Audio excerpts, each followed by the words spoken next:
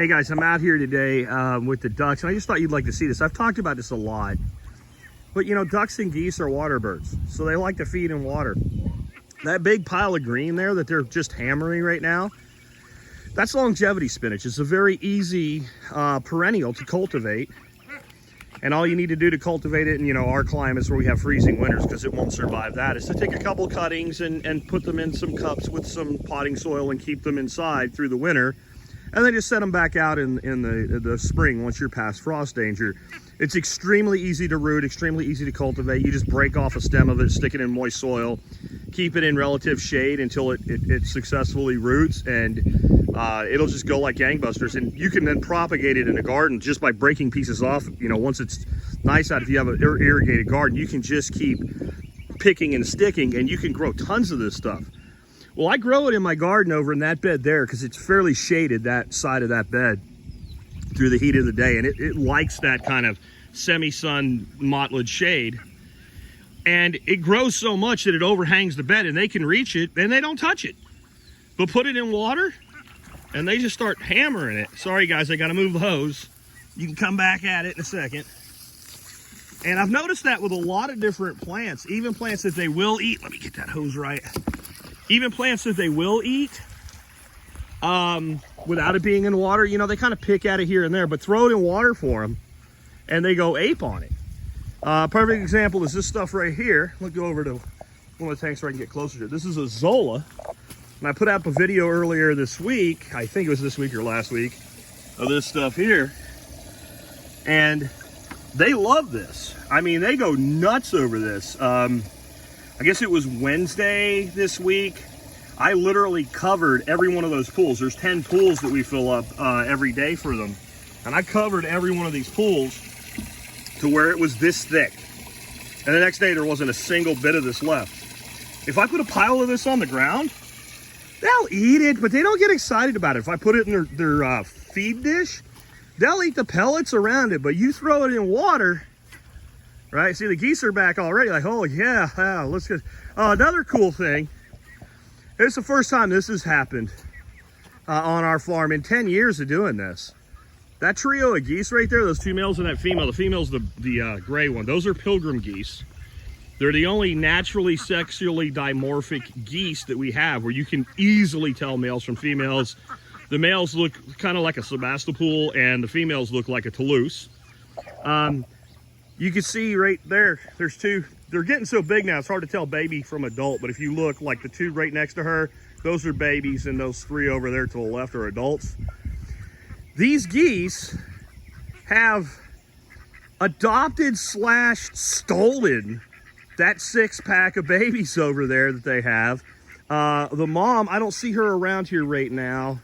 She's a buff, but that's not her. That buff there isn't her. And every once in a while, I'll see her off alone with them. They kind of go back and hang out with mom. They're at an age now where most of the time ducks are done. They're like, okay, kid, I got you up to speed. You got feathers. You know, we can hang out together or whatever, but they don't really mother them anymore. This goose, she tried to go broody and she just couldn't do it. She just couldn't stick with it. And she kept leaving the nest 2 or 3 nights in the coop and then back on the nest. And she had all those, you know, mother hormones going, but she couldn't stick to her eggs and hatch them, so her eggs died. And once she finally accepted that her eggs were gone and started pushing them out of the nest and realized she had none, and she came out, these guys were about half the size they are right now, and her and the two guys just kind of took them away. It's worked out well because a mama duck will defend her babies, but I'm telling you right now, unless you're ready to do battle, you don't want these three deciding that they don't like you and you're too close to their kiddos. So they've had really a great parental experience, and I've seen it happen before where we've literally given a broody goose who didn't have any viable eggs, duck eggs, and she hatches them, and I've seen that happen. But I've never seen a goose take over a duck's clutch of babies before, but I guess it was just the right circumstances. They're gonna go do bug patrol around the garden, so that's good. And then little update here, we have named the rooster, the Jersey Giant rooster, one of the hens there, and they're all inside one of my berms in my food forest here. And they're going through leaves. There's Mr. Rooster in the back. You can see his tail sticking up. He is definitely a rooster. He has started crowing, and as big as he is, he's still a baby. He doesn't even really have much going in the way of spurs yet. And his crow is that crow when they're not quite there yet, where it's like, ah. You say, I'm like, what is that? That's me making fun of you because you can't go yet. Yeah. Anyway, these guys are not even close to done growing. I mean, these are as big as any full-size breed already, but they fill out like over a full year. Like, they really won't be completely done filling out their frame until about February, because that's when we got them. And so they are a good, they call them a triple purpose chicken because they're delicious to eat. Sorry guys, you are. But where they fall short as a meat bird is if like you want to tractor your meat birds, you're looking at, you know, to get them to this size, 20 weeks. And so that is a long time to tractor a chicken, and then you're not getting the full potential. So they're much better of a, you know, you get yourself a flock like we have. They're very broody. And so next year we'll let them brood. And then you let them grow out and you selectively harvest roosters. But Not Sure, you're not going, buddy. You're going to stay there. So we did name him Not Sure because they were all supposed to be pullets. That's girls, for those who don't speak chicken. They were all supposed to be pullets, and he was one that got through. Somebody didn't pass their sexing chicken class very well at the factory and or the hatchery, and lumped him in, and I am overjoyed by that. A lot of times it's kind of a pain in the ass when you end up with roosters you didn't plan for. I was scrambling to try to find a flock rooster, and I wanted a Jersey giant rooster. I had some people telling me they had some buff roosters, buff Orpingtons, and another person had a Brahma available, and I was thinking about it, and then that's when he started to kind of show characteristics that were non-hen-like. I'm gonna hold off. People say, why don't you just buy one? Because you can't buy one chicken. And really, this is about the size of the core flock I wanted. I had 8. We did lose 1 to a hawk before they got big enough. When they're like this, there is not much potential for a hawk to come after that bird now. And it's certainly when it's fully filled out, and she weighs about, your hens will end up weighing about 9 to 10 pounds. A 2-pound Cooper's hawk can totally kill her. You know what he can't do? He can't take her away. He has to sit on the ground and eat her where he kills her.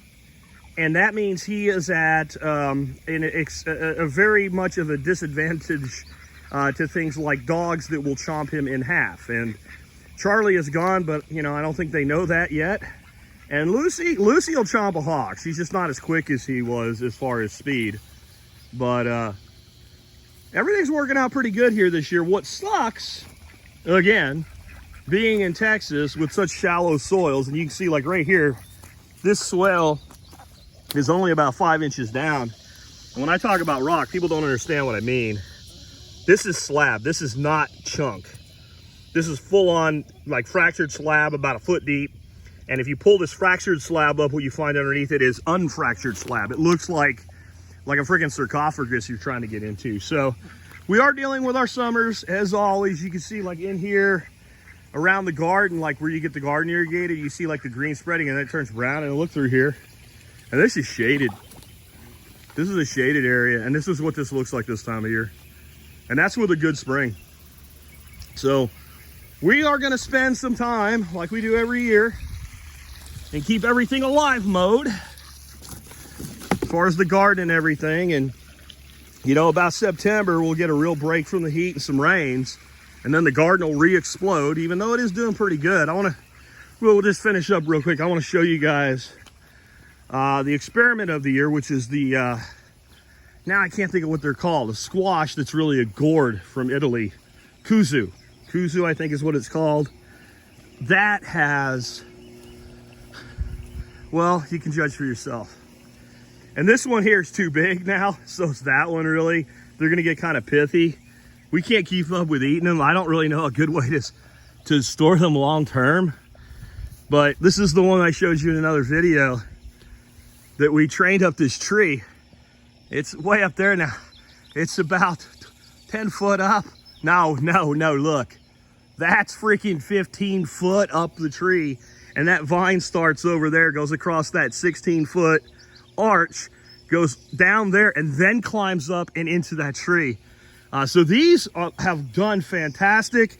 They taste like zucchini, except they're less soft. They're a little bit crunchier even when they're well cooked. And these are doing really well even in the heat. So the heat is taking their toll, and we have some probably squash bug activity causing these leaves to die back. And then Mr. Grasshopper, I'm gonna catch you after I'm done. I need 2 hands to catch you because you're gonna try to get away, but I'm gonna feed you to a duck. So we do have some stress, but this plant handles it really, really well. The flowers are doing great. The okra's doing great. The basil's doing great. The mouse melons are doing great. Peppers are doing okay. Tomatoes are doing okay. But yeah, we're reaching that point in the year, you know, where things, Indian cucumber up on that arch, but you can see that cucumber starting to suffer. It's the aquatics that do well this time of year. We got water lilies opening, and you know, I also got to fix my net. I got a broken net, so I can't get him out. I doubt I can show you, but I have about a 30-inch platinum koi, and he's in my fish kindergarten. Somehow, some way, that fish jumped into here, and he's so damn slippery I can't get my hands on him as big as he is and get him out of there. So I got to go dig either a good net out or fix the one that's got a hole in it and scoop his ass out of there and get him back into free range territory in the Miyagi pond. But that's how everything's going. Gooses are back on the longevity spinach. I got one more tank to fill. I'll catch you guys later.